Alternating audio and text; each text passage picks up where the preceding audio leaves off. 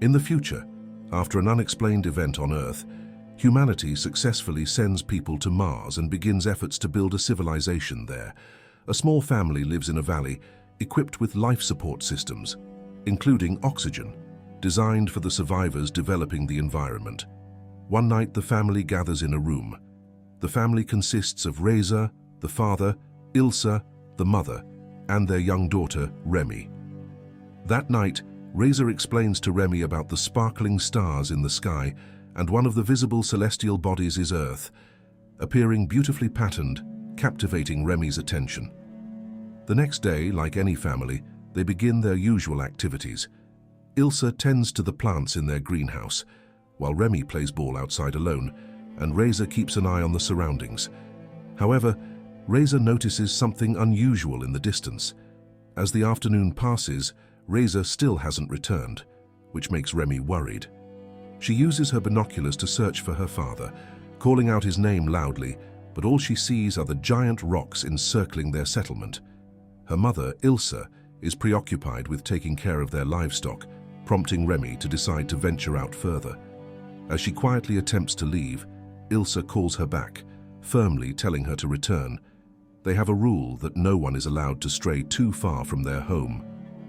Ilsa then guides Remy back inside the house. As her mother remains busy, Remy anxiously waits for her father's return, feeling that something is not right compared to other days. Night falls, and Ilsa reassures Remy that her father is fine. Moments later, Remy is relieved to hear her father open the door. However, when Reza enters, he appears somber and anxious. When Ilsa arrives, a tense conversation ensues between the parents. Remy eavesdrops, overhearing them discuss the presence of other humans living out there. Hearing this frightens Remy, and she retreats to her room. Reza comes to check on his daughter and tries to comfort her, but Remy still looks scared after hearing their conversation. Her father attempts to reassure her that it's only the three of them in this place, and he tells her to go to sleep. But as the night progresses, Remy remains restless and wakes her parents up for comfort. Her mother plays the guitar and sings a special song for her, calming Remy down a little. Remy then asks her parents if they've ever seen a whale. Reza replies that he hasn't, and neither has Ilsa. They've never seen any animals besides the ones they raise here. Reza tells Remy that Earth isn't the same anymore, which is why they left for Mars to build a new hope. He says they are very fortunate to have this place, and he believes that one day it will be green, just like Earth used to be. After a long conversation, Remy finally feels at peace, and they all go back to sleep. The next day, when Remy wakes up early and gets ready to play outside, she is shocked to find the word "leave" written nearby. Her mother, Ilsa, who follows her outside, is equally startled. She immediately calls for her husband, Reza, to come quickly. Reza rushes over with his rifle, ready to defend them. Ilsa grows more anxious, wondering aloud if it might be her son who left the message. Reza quickly hushes her, insisting they keep it a secret. Naturally, Remy becomes confused, wondering why they're so panicked, as if their lives were in immediate danger. Despite this, Ilsa reassures Remy that everything is fine, though it's clear she's hiding something. The three of them stay inside, monitoring the situation, but no immediate threat is visible. In the midst of the tension, Ilsa mutters that those people will surely return, suggesting that both she and Reza know exactly who they're dealing with. Growing impatient, Reza shouts out, daring the enemy to face him. Remy, terrified by the intense situation, starts crying, as it's the first time she's ever seen her father so angry. They continue watching from inside the house until late afternoon. Remy asks her mother if she can go feed the pigs, but Ilsa refuses. Reza steps in, trying to calm Ilsa down, assuring her that everything will be fine. Still worried about her pigs, Remy decides to sneak out of the house. She reaches the pen to feed her pigs some milk when Ilsa realizes Remy is outside and immediately calls for her to return. Ilsa's shouting draws out the enemy, and suddenly two strangers begin chasing after Remy as she tries to get back to the house. Luckily, Reza had already positioned himself to protect Remy. He quickly shoots one of the attackers with his rifle, but the second stranger continues pursuing her. Ilsa reacts swiftly, running out to knock the stranger down and save Remy. After Ilse brings Remy back inside, Razor spots more enemies in the distance, and a gunfight breaks out between him and the remaining attackers. Ilse helps by spotting the enemy's position and directing Razor, who eventually manages to hit the last attacker. With the situation temporarily under control, Razor returns to gather more ammunition, preparing to patrol the area alone in search of any remaining threats. Remy tries to stop him, but Razor insists on leaving to ensure the safety of his family. Ilse then searched through the belongings of the fallen enemy, taking only what she needed for safety. As night fell and Razor still hadn't returned, both she and Remy were consumed by fear inside the house. Gunshots echoed in the distance, making the mother and daughter even more anxious. That night, Remy needed to go to the toilet, so Ilse escorted her. But strange noises suddenly filled the air, terrifying them. They quickly locked themselves in the tool room. Shortly after, the main lights went out, replaced by a glaring red glow. This heightened their fear, and Ilse decided to stay awake until morning. As daylight broke, Ilse and Remy cautiously stepped out of the room, only to find that Razor still hadn't come back. While Ilse was checking on the pigs, a stranger suddenly appeared, pointing a gun at her, demanding she drop her machete. The man was Jerry, the same person involved in the gunfight with Razor the previous day. Jerry explained that this place used to belong to his parents, and he was even born and raised here. He and his companion had traveled a long way to return to this place, only to find strangers living in what was once his home. Jerry admitted that he didn't care what happened to his parents, as his only goal was to return and settle here. He wasn't looking to make enemies. Jerry gave Ilse two options. They could either stay as long as they didn't cause trouble, or they could leave. However, he warned that beyond the valley, there was nothing and they wouldn't survive out there. Furthermore, Jerry claimed he knew how to operate the systems in this place, so if they made peace, he promised that Ilse and Remy would be safe. He gave them time to think about it and stepped away to give them space. Remy cried, pleading for them to leave, but Ilse said that wasn't possible, promising only to always protect her. Ilse watched Jerry from a distance, and when the opportunity arose, she grabbed a knife from the kitchen and hid, preparing to ambush him. Unfortunately, her attempt was quickly foiled, and Jerry easily overpowered her. Jerry warned Ilse once again that if she continued trying to kill him, her daughter would be left an orphan and he would live alone with Remy. Jerry then made Ilse an offer. If she truly wanted to kill him, he would give her the chance. For the next 30 days, they were to behave peacefully without attacking him. If they succeeded, Jerry promised to put his weapon on the table, allowing Ilse to do whatever she wished with it, even kill him. Ilse reluctantly agreed and then requested permission to bury Razor's body.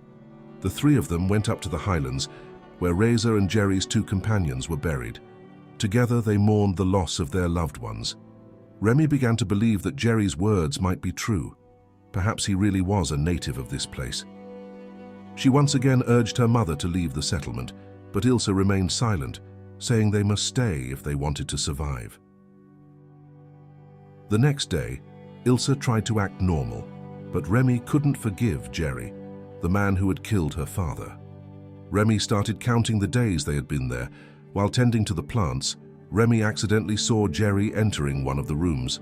Curious, she quietly spied on him from the window's rooftop. She saw Jerry hiding his weapon under the house. After Jerry left, Remy boldly opened his bag and found a mask inside. She also discovered a book with a painting of a woman, likely one of the two people her father had taken down. This woman was probably Jerry's lover. That night, Jerry informed Ilse that they had enough supplies to restore the settlement to how it once was. The valley was once much more fertile than it is now. However, Ilse didn't care and didn't want to hear about it. Jerry then told her to turn on the water, revealing that he had fixed the faucet, which brought Ilse some relief. On the 9th day, while Ilse was tidying up, she accidentally activated an advanced robot equipped with artificial intelligence. The robot behaved like a pet, piquing Remy's interest. Though Ilse was worried at first, Jerry assured her the robot was harmless. Remy began playing with it and named the robot Steve. That night, while Remy continued playing with Steve, Ilse and Jerry spent time alone, eventually starting to talk to each other. Jerry opened up about the past before he left the settlement. He admitted he had problems with his parents, which led him to leave and search for a new place. However, he discovered that there was nowhere else left. All cities and other settlements had vanished. No one knew if any humans had survived, which was why he returned home. Upon hearing this, Ilsa explained that she hadn't killed Jerry's mother. When she arrived at the house, Jerry's mother had already passed. The reason Ilsa and her family had ended up living in Jerry's house dated back to their journey from Earth to Mars. Their ship was suddenly shot down after entering Mars' atmosphere. Jerry's father rescued them and allowed Reza and his family to stay in the house. At first, everything seemed fine, and Jerry's father often spoke about his son. However, when Ilsa was 7 months pregnant, Jerry's father suddenly demanded that Reza and his wife leave, claiming it was because they were from Earth. A struggle broke out, and Ilsa ended up slitting Jerry's father's throat. Since Ilsa and Reza had never seen another settlement besides this one, they decided to stay there. Ilsa warned Jerry that he might meet the same fate as his father if he kept bothering her and Remy. But Jerry, not wanting to escalate things, let it go, stating that what's done is done. He expressed a desire to make peace with Ilsa, though Ilsa found it difficult to accept. That night, as everyone was preparing to sleep, Jerry said goodnight for the first time, though it wasn't warmly received by Ilsa and Remy. In their room, Ilsa made sure her daughter was comfortable, and it seemed Remy had started to adapt to their new situation. The next morning, Jerry approached Remy, who was at the pig pen. He asked if she had seen the picture of the woman he kept in his book, knowing full well that Remy had taken it. Even though the little girl didn't admit it, Jerry didn't mind. He told her that anyone who found it could keep it, trying to win her over in his own way. By the 15th day, the tension between them all had started to ease. On the 22nd day, Remy began to miss her father and could only hold and smell his jacket for comfort. Meanwhile, as Ilsa tended to the plants, Jerry approached her, and it seemed like they had made peace. In an unexpected turn, the two shared a romantic moment for the first time, unaware that Remy was watching from a distance. Seeing this made Remy feel disappointed and betrayed by her mother. The relationship between Remy and her mother grew strained, and eventually, Remy decided to run away from home in secret. While she was sneaking out, Steve, the robot, who was working in the yard, spotted her and followed. Once Ilsa realized Remy was missing, she panicked and immediately told Jerry to find her before she got too far. Meanwhile, Remy instructed Steve to return home, leaving a message for her mother, saying she didn't need to worry about her anymore and could just have another child with Jerry. Remy continued walking until she reached the giant cliffs surrounding the valley. As she climbed, she discovered a transparent barrier blocking her path. The barrier stretched high into the sky and encircled the entire valley.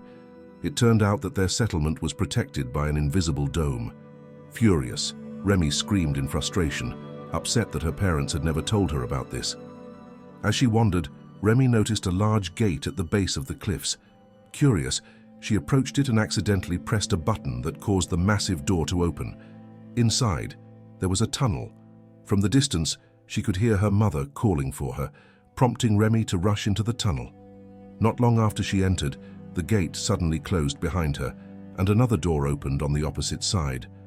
Remy soon found herself struggling to breathe and eventually fainted. Fortunately, Jerry arrived just in time and quickly carried her back to safety. When Remy woke up, she found herself back at home. Confused and frustrated, she walked outside where Jerry told her that there was nothing out there beyond rocks and sand. If there was any life left, it was only waiting for its time to vanish. He explained that the atmosphere that had once been created and maintained had exploded in space, leading to the destruction of humanity below. People had perished, fighting for resources. He emphasized that they were fortunate to have this place, protected by a dome where they could live in peace. From Jerry's explanation, Remy understood that there had once been many humans who successfully built a civilization on Mars, creating an atmosphere like Earth's. However, it was now all gone after the atmosphere collapsed. That night, the three of them sat down to eat together, but there was a sense of awkwardness in the air. Remy had no appetite, which only made her mother more worried. She often isolated herself, constantly counting the days since the agreement, and now they had reached day 25. Before bed, Ilse tried to be honest with Remy, revealing that she and Jerry were now sharing a bed. She told Remy that they needed to accept this, as they also needed a father figure to protect and take care of their family. However, Remy couldn't accept it, and her silence grew. The next day, Jerry, playing his guitar idly, suggested Ilse play a song to cheer up Remy. Remy was reluctant, but Ilse chose to play the guitar anyway. The song she played was the same one she used to play with Razor, but instead of bringing happiness, it made Remy even sadder. She couldn't bear to see someone else taking her father's place. Overcome with emotion, Remy ran to the greenhouse and locked herself inside, unable to handle the situation. Her mother couldn't do much, as the event brought back painful memories for both of them. Later in the kitchen, Jerry asked if they were okay. Ilse replied that Remy probably needed more time to adjust. Suddenly, Jerry took out a pistol and placed it on the table. He wanted to ensure that Ilse was truly loyal to him, reminding her of their relationship and their promise to build a new life together. Jerry went outside to talk to Remy, but suddenly Ilse appeared and pointed the pistol at him. Remy, witnessing the scene, froze, knowing that they hadn't yet reached the 30-day mark of their agreement. Jerry calmly warned Ilse that if she pulled the trigger, Remy would become an orphan, but Ilse didn't care and pulled the trigger anyway. The gun was empty. Panicking as she realized the terms of their initial deal, Ilse ran to grab a knife, but Jerry swiftly killed her on the spot. Seeing her mother dead at Jerry's hands, Remy was terrified and ran as fast as she could. But it was futile. Jerry quickly caught up to her. He tried to assure her that he wouldn't hurt her, and in her fear, Remy agreed to obey him, afraid she would be his next target. Since that incident, Remy's personality changed drastically. Once a cheerful child, she became quiet and withdrawn. Together, they buried Ilse's body. Although Remy obeyed Jerry, she kept her distance, spending most of her time talking to her pigs. Years passed, and Remy grew into a beautiful teenager, but she struggled with communication. She became extremely quiet, barely speaking, and only whispered when talking to her pigs. One day, as she was feeding her favorite pig, Jerry approached her holding a pistol. He handed it to Remy and instructed her to try it. Without hesitation, Remy took the gun and aimed it at the head of her pig. It became clear that Remy was completely obedient to Jerry, seemingly resigned to whatever he commanded. At mealtimes, Jerry often tried to talk to her, but Remy remained silent, never responding. Jerry, however, had accepted her quiet demeanor. He then informed Remy that the next day he would be going to the valley to tend to the environment they had been cultivating. He mentioned that if she didn't want to join him, it was fine. He would take Steve the robot and return home by lunchtime. The next day, when Jerry hadn't returned by lunchtime, Remy grew anxious and decided to take him some food in the valley. When she arrived, she saw a lush green environment, a new space they had built together. She found Jerry bathing in a new pond. He invited her to dive in, encouraging her to experience the clean water. Initially afraid of the water, Remy eventually mustered the courage to dive in, feeling immense joy from the sensation of swimming, something she had never experienced before. After they bathed, they sat together to relax. Jerry offered Remy a drink to warm up, which she accepted. Upon returning home, Jerry called Remy over and gave her a gift, a portrait of Ilse. This gesture made Remy incredibly sad, as Ilse was the last person she had truly loved. Jerry tried to comfort Remy, who was overwhelmed with sorrow. He embraced her, but to Remy's shock, Jerry suddenly kissed her. Stunned by this, Remy ran to her room crying uncontrollably. Jerry, still following her, left the portrait of Ilse by Remy's bedroom door, trying to reconcile with her emotions. The next day, Jerry closely watched Remy's movements. Remy seemed to be working on something, assembling an oxygen mask she had been secretly hiding from Jerry. During dinner, Jerry told Remy that it was time for them to have offspring. Hearing this, Remy finally spoke, rejecting Jerry's request. She said that she would obey any of Jerry's commands, but not this one. Her refusal angered Jerry, who told her that there were no other humans left besides them, so it was impossible for Remy to hope for anyone else. However, despite his arguments, Remy still refused to be intimate with Jerry. Frustrated, Jerry gave her time to reconsider. Remy isolated herself, accompanied by the robot Steve, who kept trying to play with her, much to her annoyance. She retreated to her room, but upon opening the door, she found Jerry already waiting inside, holding the oxygen mask she had been hiding. Enraged, Jerry began to yell at Remy, insisting that no humans existed outside. He took the mask to throw it away, but Remy chased after him, pleading for a chance to leave the settlement. Jerry refused, claiming that the outside world was too dangerous and that Remy's safety was his responsibility. Remy responded by saying that she saw Jerry as a father figure, which was why she could never be intimate with him. She explained that no father raises a daughter just to have offspring with her. Remy's words deeply hurt Jerry, and in a fit of anger, he slammed her head into the ground, knocking her unconscious. Remy woke up tied up. As she struggled, Jerry tried to comfort her, saying that he was forced to do this because it was their last chance to continue their bloodline. He promised to let her go once it was over. Remy fought back harder, prompting Jerry to threaten her with a pistol. As he started to act, the robot Steve suddenly appeared and shot Jerry in the neck. Enraged, Jerry quickly shot the robot, damaging it, and then tried to stop the bleeding from his neck. This gave Remy the perfect opportunity to free herself. Once free, Remy grabbed the gun and aimed it at Jerry. Helpless and resigned to his fate, Jerry could only regret his situation.